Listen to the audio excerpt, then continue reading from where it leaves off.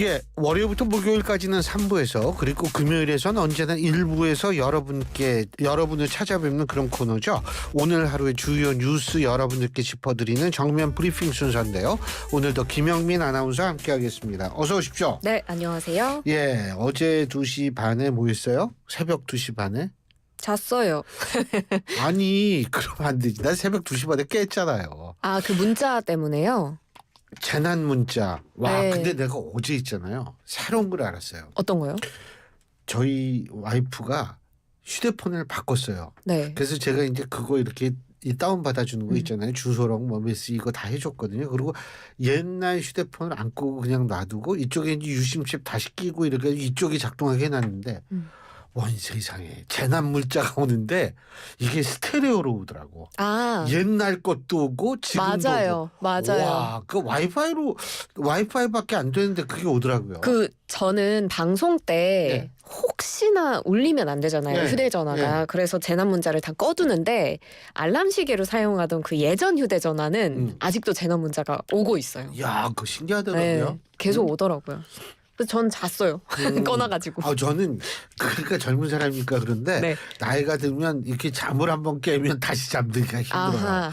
아, 그래서 참 어제 뭐 아는 사람이라 소주 한 잔 먹었는데 이게 잠이 안 오는 거예요. 근데 물론 저는 재난 문자 잘 했다고 봅니다. 네. 아주 훌륭했다고 보는데 이건 재난 문자에 관한 문제인데 한 가지가 아쉬운 점이 있다면 12월 3일 날 윤석열 대통령이 비상계엄 선포했을 때 이것도 문자를 보내줬어야 돼요. 근데 그땐 문자가 안 왔거든요. 그리고 단지 속보들만 이제 각 네. 언론사에서 뜨긴 했는데 어쨌든 뭐 하여간 그 재난 문자 때문에 놀라신 분들 많을 텐데. 그 얘기 오늘 또 뒤에 준비가 되어 있습니다. 그렇죠. 예. 근데 어쨌든 잠을 못 주무신 분들도 많을 거라는 생각이 듭니다. 네. 예. 자, 오늘 그 김정숙 여사 얘기부터 해볼까요? 검찰이 김정숙 여사 그 타지마을인가? 거기 가고 뭐 이런 거 불기소 처분했네요. 네, 그렇습니다. 오후에 전해진 소식인데 저희 아이템 0번으로 좀 표시가 돼 있는데 예. 이게 원래 다루지 않을 예정이었는데 예. 오후 늦게 이게 아이템이 들어오면서 저희가 급하게 또 다루게 된 소식이기도 합니다. 예. 검찰이 오늘 오후에 문재인 전 대통령의 배우자죠. 김정숙 여사의 인도 외유성 출장 의혹에 대해서 최종적으로 무혐의 처분을 내렸습니다. 일단 위법 사항이 없다라고 수사팀이 봤는데 구체적으로 그 이유를 하나씩 뜯어보면요. 타지말 관람 이건 인도 측에서 먼저 제안을 한 거고 모디 총리 면담, 인도 영부인과의 오찬도 인도 측의 안내에 따라서 공식 일정으로 진행이 된 거라서 예. 단순 외유성 일정 아니라는 판단이고요. 공군 2호기를 사용한 것도 내부 검토를 거쳤고 공군 본부의 승인까지도 이루어지면서 필요한 절차를 모두 거쳐서 사용한 사실이 확인됐다고 했습니다. 이 비용도 문체부 예비비가 편성이 됐고 이 과정에서 필요한 기재부의 검토나 국무회의 의결, 대통령 재가 모든 관련 절차가 지켜졌다고 판단을 했습니다. 이 외에도 그때 당시에 그 프랑스 샤넬 자켓에 대한 맞아요. 논란도 있었잖아요. 네. 2018년 프랑스 국빈 방문 당시에 샤넬 재킷을 착용한 것과 관련해서도 혐의가 없음으로 검찰은 봤는데 샤넬 측에서 김 여사에게 재킷을 무상 대여한 것이고 착용 후에 반납을 했고 개인 소장하거나 특활비 예산을 지출한 정황이 없다라고 봤고요. 경호관의 수영 강습 또 기업의 최고 경영자 오찬에 따른 직권남용 혐의도 없다고 봤습니다. 이 대통령 부인에 대한 이런 문제는 사실 우리나라에서만 계속 불거지는 건 아니에요. 네. 유럽에서도 그런 국가가 있기는 있거든요. 근데 어쨌든 이 사람에 대한 수사는 완전히 끝난 건 아니라고 그러더라고요.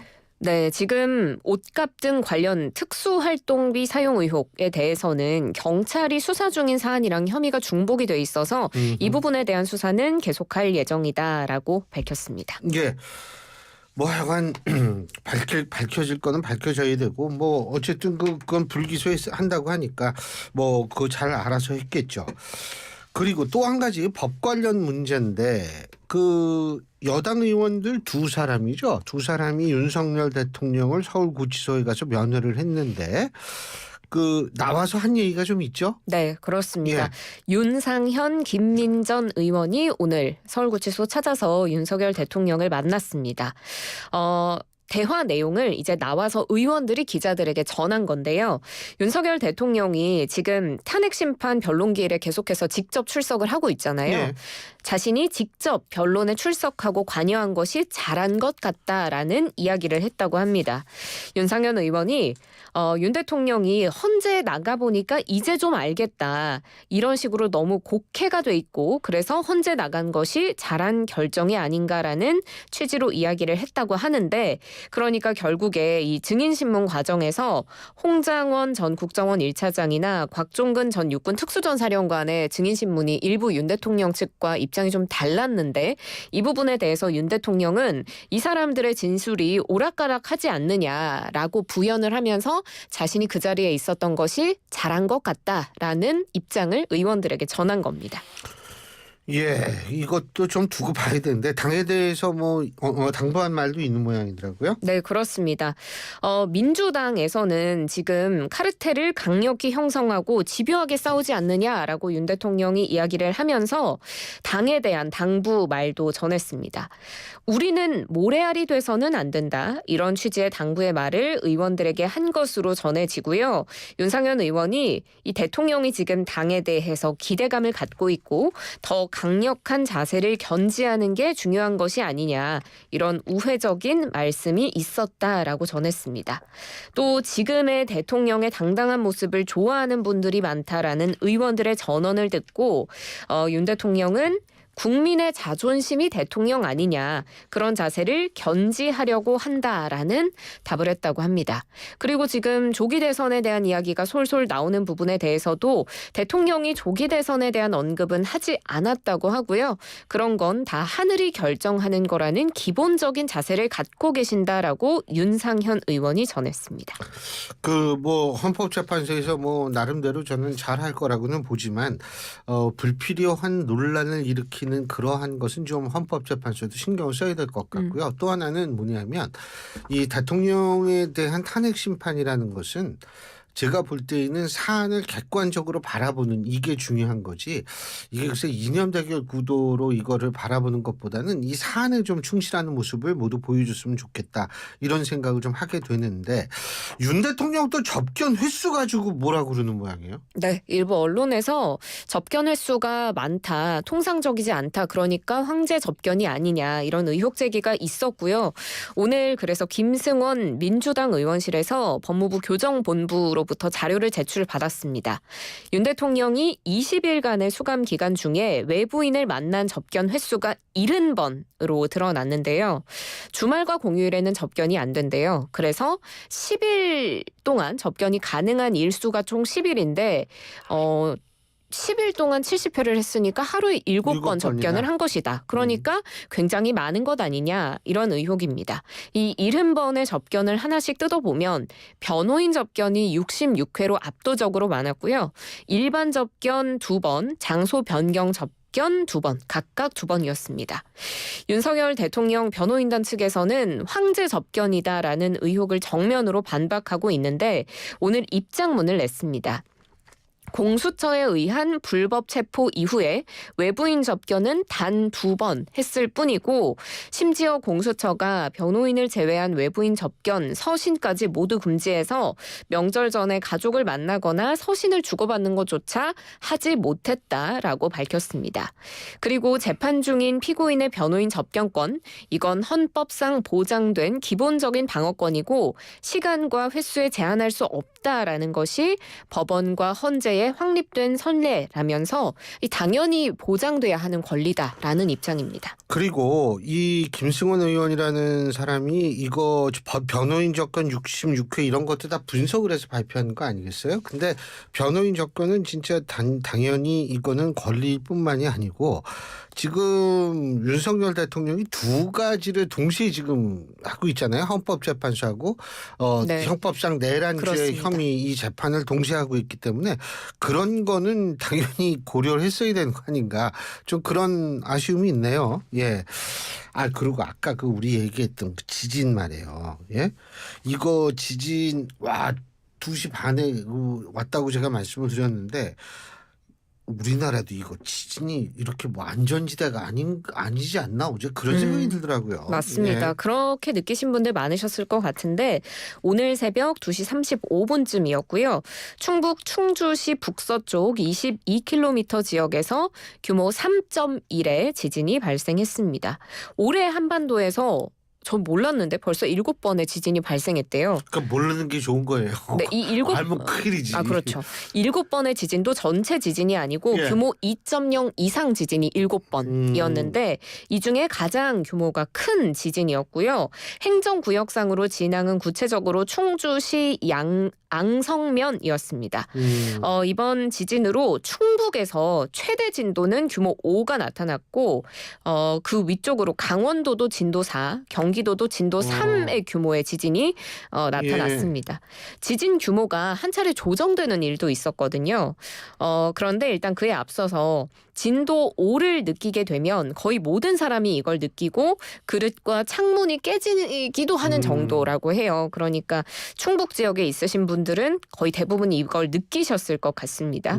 지진 규모가 조정이 됐다는 건 기상청이 처음에는 지진의 규모를 4.2로 추정을 했다가 추후 분석을 통해서 3.1로 하향 조정을 했고요. 지진으로 인한 큰 피해 신고는 없었지만 새벽 2시 54분 기준으로 전국에서 지진을 감지했다라는 신고가 23건 접수가 됐습니다. 그거 한번 생각해 보세요. 우리가 믿는 거는 우리가 발 딛고 있는 땅인데 네. 그 땅이 흔들리면 얼마나 기가 막히고 놀라겠어요. 그거. 그러니까요. 여기 충북 충주시 근처 거기 계신 분들 굉장히 놀라셨겠네요. 네, 구체적으로 충주시 앙성면 쪽이었는데 앙성면 영중리 주민들 굉장히 불안해했다고 합니다. 여기 음촌마을이라는 곳에 이장님이 전해주시기를 산 쪽에서 꽝 하는 굉음이 났다고 해요. 놀라서 잠을 깰 정도였다고 했는데 처음에는 집이 무너진 줄 알았는데 눈이 많이 와서 주변을 둘러볼 겨를도 없었다라고 긴박함을 전했거든요. 안 그래도 폭설 때문에도 불안했는데 거기에 지진까지 겹치니까 글쎄요. 정말 놀라셨을 것 같습니다. 그리고 양촌마을 이장님도 크게 1번, 작게 2번의 굉음과 흔들림이 있었고 지진이라고 생각을 못하다가 면사무소 전화를 받고 이게 지진임을 깨달았다라고 이야기를 했습니다.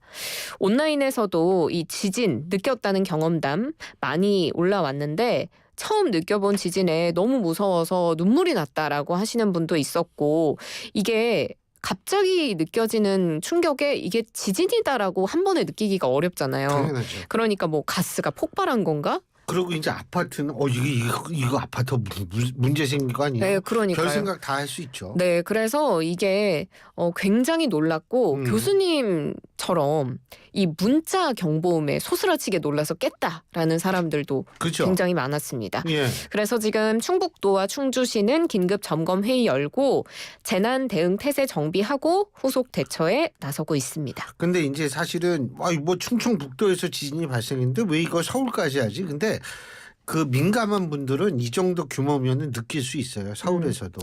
예. 맞습니다. 서울에서 지금 문자 받으셨잖아요. 이게 서울까지 발송된 이유가 있다고 합니다. 원래 지진의 규모가 긴급 재난 문자를 발송하는 기준이 3.5래요. 그런데 처음에 추정됐던 규모가 4.2였잖아요. 예. 그러니까 이 첫 번째 규모가 4.2로 발송 기준을 넘기면서 서울까지도 재난 문자가 발송이 됐었는데 추후에 아까 말씀드린 것처럼 3.1로 조정이 돼서 이제 서울까지 혹시나 하는 마음에 다 전파가 되기는 했지만 다행스럽게 서울까지는 지진이 가지는 않았고요. 진앙 인근의 충청권, 서울, 인천, 강원, 전북, 경북, 경남 등에도 재난 문자가 발송이 되기는 했으나 크게 우려스러운 상황은 아니었던 것으로 보입니다. 근데 어쨌든 예방한다는 차원에서 그리고 많은 분들이 또 놀래고 이랬을 수도 있으니까 제가 볼 때는 비록 사복이지만 재난 문제 이거는 잘 한 것 같고 네. 앞으로도 좀 이런 일이 있을 때는 좀 시스템이 잘 움직였으면 좋겠다라는 생각이 듭니다. 근데 진짜 이거 지진 진짜 무서워요. 네? 그러니까요. 네, 이거 느껴보신 적이 없어요. 오늘 이번 그 20년 전, 20년 더 됐겠다. 우리 애들이 애기였을 때 그때 그 옛날에 그 어디죠? 어린이 대공원. 네.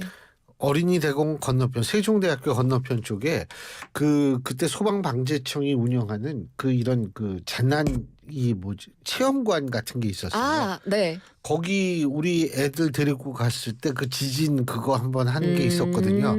그거 말고는 뭐 겪어본 적이 없죠. 예.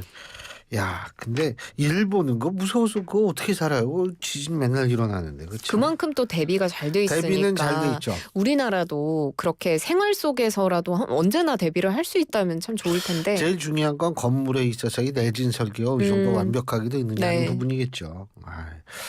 근데 뭐 이거 또 당연한 소식을 하나만 전해드려야 될 것 같죠? 당연한 소식. 예, 하얼빈 동계아시안 게임 시작이 되는데 뭐 우리나라 쇼트트랙 뭐 여기 출전했죠, 그죠? 네, 그렇습니다. 뭐 당연하게도 선전하고 있고. 이거 당연한 거예요, 이거. 근데 이제 선수들의 노력이 당연한 건 아니라는 거 일단 좀 물론 전해드리고, 그렇죠. 네, 너무 피땀 흘려서 뭐 우리가 고생을 워낙 잘하니까 했기 당연하다 때문에 이런 이제 말씀이죠. 결과적으로는 너무나 저희는 편안하게 볼 수가 있다. 그럼요. 선수들의 노고에 대해서 되게 감사하다라는 말씀을 좀 드리고, 아시아 선수들의 축제죠. 우리 아시아인들의 축제인 하얼빈 동계 아시안 게임이 오늘 밤에 이제 개회식을 하게 됩니다.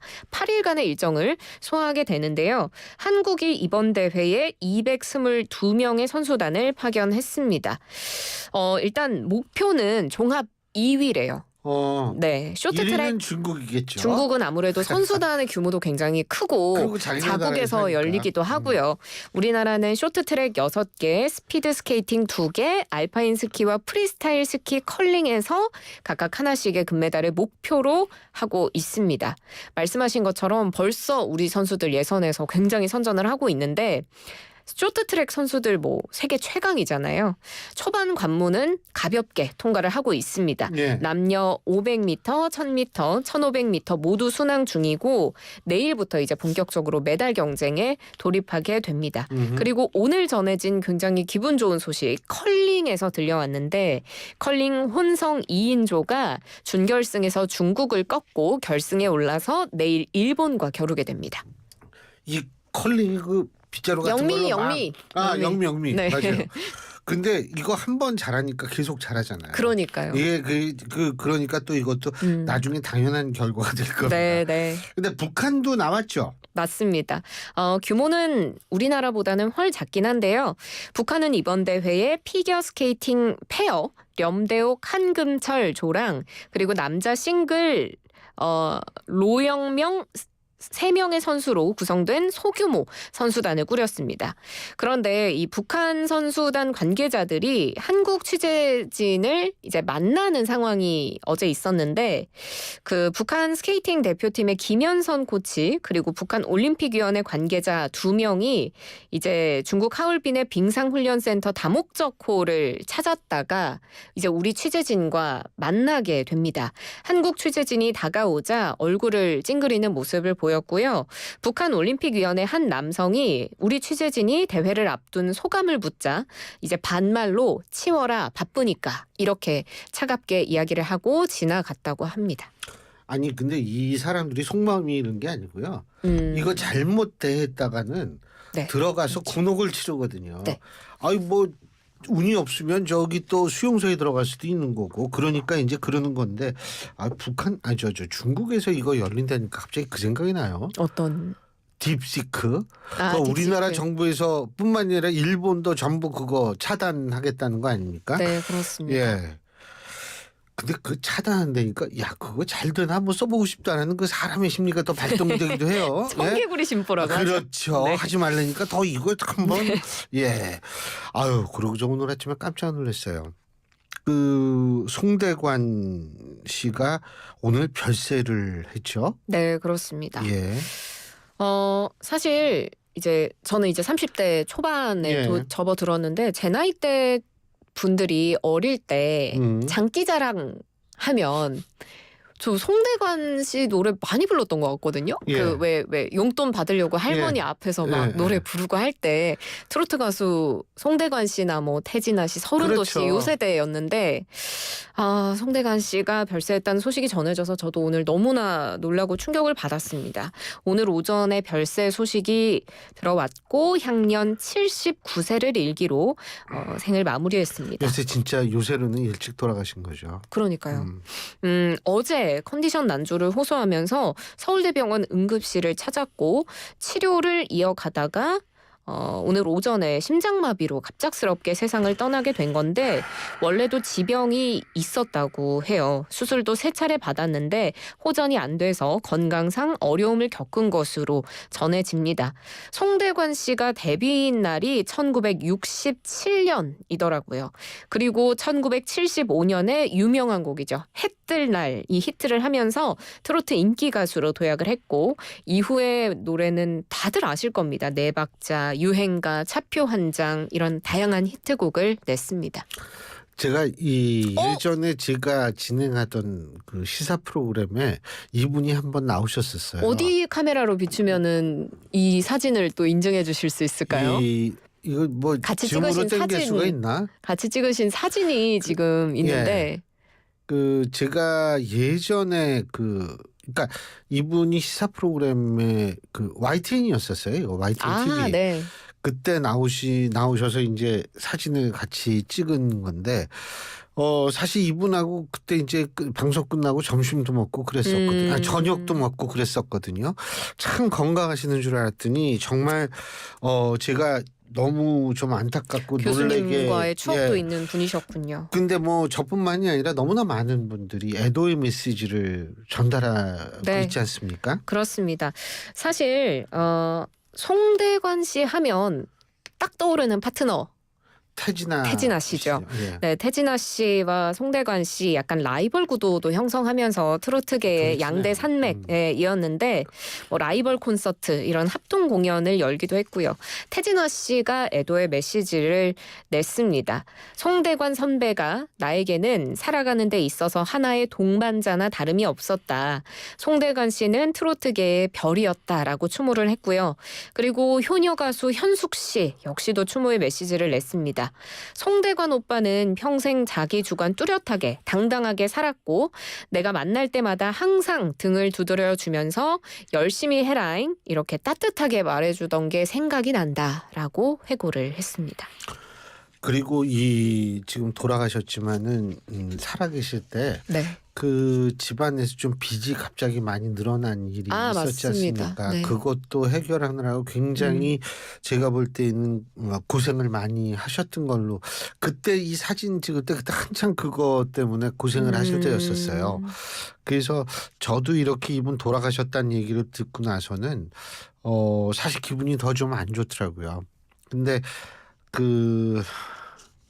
하여간 더군다나 이제 제가 앞서도 말씀드렸지만 요새 돌아가시는 분들의 나이치고는 굉장히 이른 나이에 네. 돌아가셔가지고 더 좀 우리한테 애틋함을 주는 것 같습니다.